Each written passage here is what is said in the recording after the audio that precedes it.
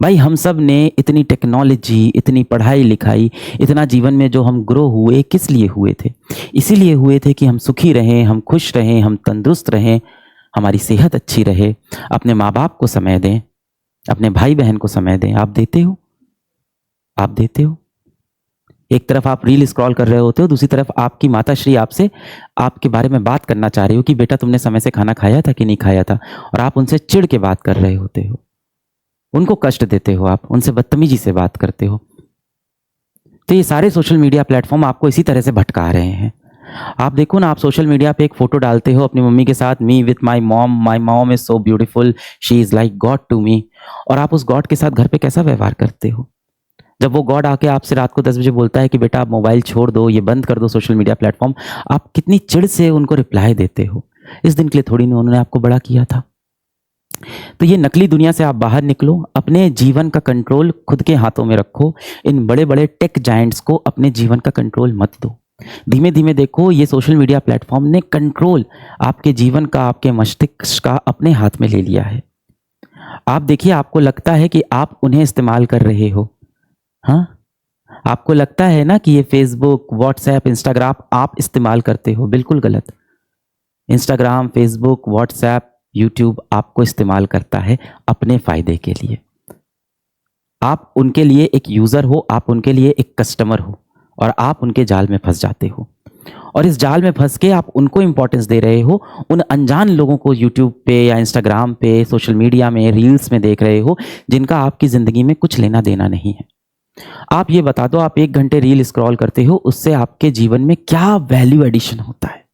आप समझदार हो, पढ़े लिखे हो, 18 साल के हो, 19 साल के हो, काफ़ी चीज़ें आपको समझ में आती है। ऐसा तो है नहीं कि आप बिल्कुल अनपढ़ हो बेटा, बिल्कुल आप अशिक्षित हो, आप शिक्षित हो, आपको चीज़ें समझ में आती है। सब समझने के बाद भी आपने अपने जीवन का कंट्रोल इन सोशल मीडिया वालों के हाथ में दे दिया है।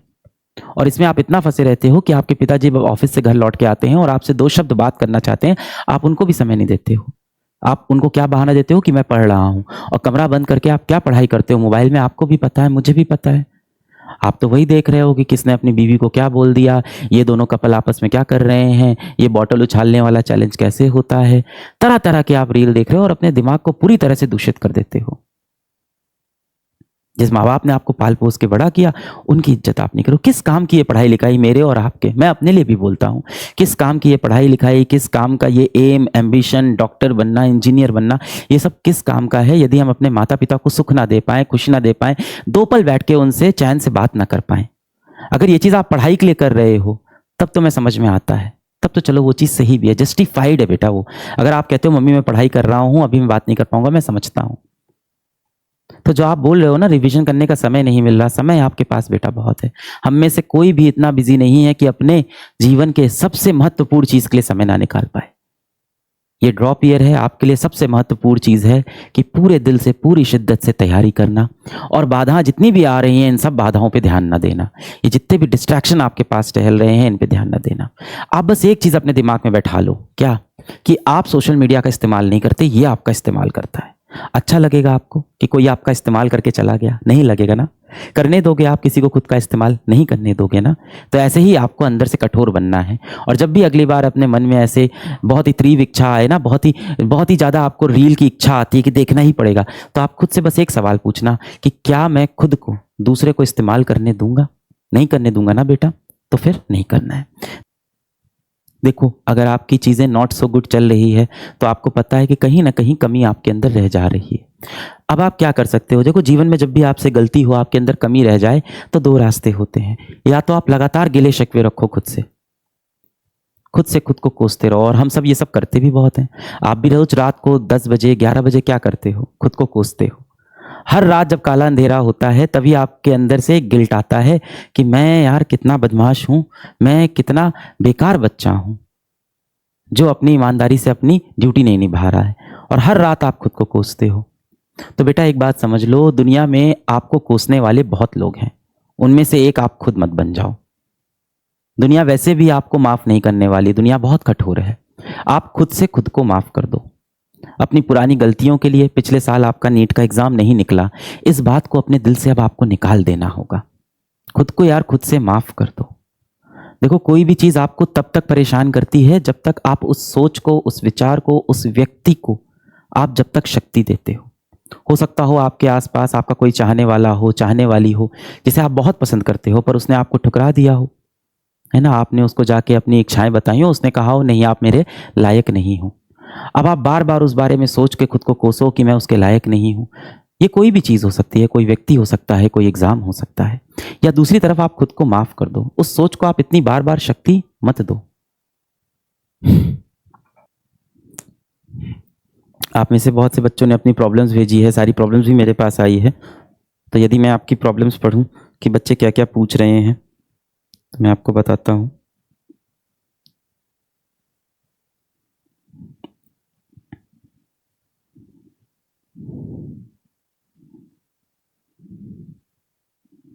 अब आ रही है ना आवाज?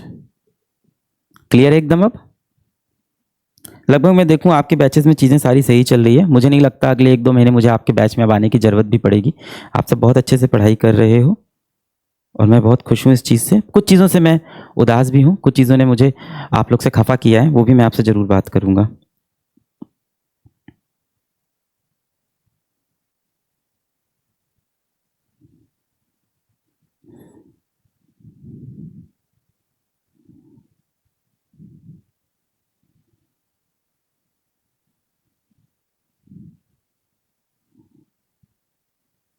Health issues, mental health affecting study routine and causing backlogs।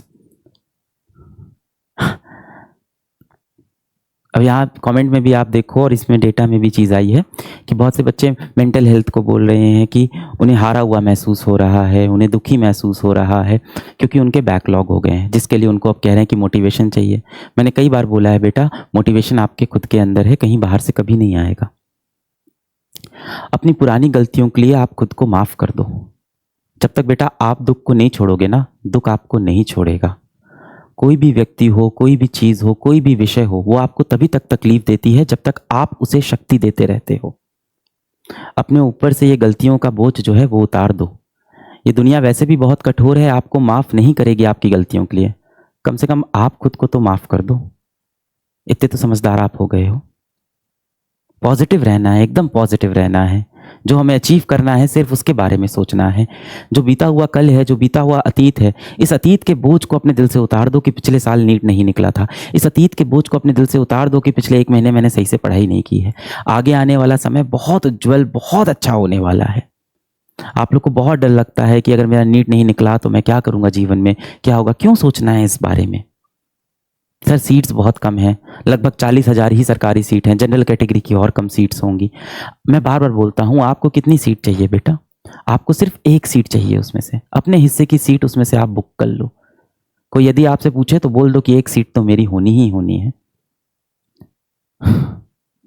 मैं आपके बैच में आया हूँ, आपसे बात कर रहा हूँ, इतने आप पढ़े लिखे हो, इतने आप सक्षम हो, इतने आप टैलेंटेड हो कि जीवन में कुछ ना कुछ तो आप कर लोगे। तो आप परेशान नहीं हो, इतने निराश मत हो। और मुझे पूरा भरोसा है कि भगवान ना करे यदि आप एक अच्छे डॉक्टर नहीं बने जीवन में, तो कोई बात नहीं, आप एक बहुत अच्छे इंसान जरूर बनोगे। आप जो भी करोगे बहुत अच्छा करोगे, इस बात का कॉन्फिडेंस अपने अंदर रखो। इतने बेटा आप पढ़े लिखे हो कि आप भूखे नहीं मरने वाले हो जीवन में, आप बहुत अच्छा करने वाले हो जीवन में। कड़ी तपस्या करेंगे, कड़ी मेहनत करेंगे। हो सकता हो बहुत से बच्चों ने इसी साल मेहनत करना शुरू किया हो। और देखो ये होता है कि हो सकता हो इस साल की मेहनत का फल इस साल ना मिले, आगे आने वाले जीवन में मिले। हो सकता हो आप में से कुछ लोग ऐसे हों कि भगवान ना करे कि आप डॉक्टर नहीं बन पाएंगे। कोई बात नहीं है, मेडिकल स्टोर खुलेगा, पर मेडिकल स्टोर की भी दुकान खोलेंगे तो ऐसी खोलेंगे कि उस शहर की सबसे बेस्ट मेडिकल स्टोर की दुकान हो।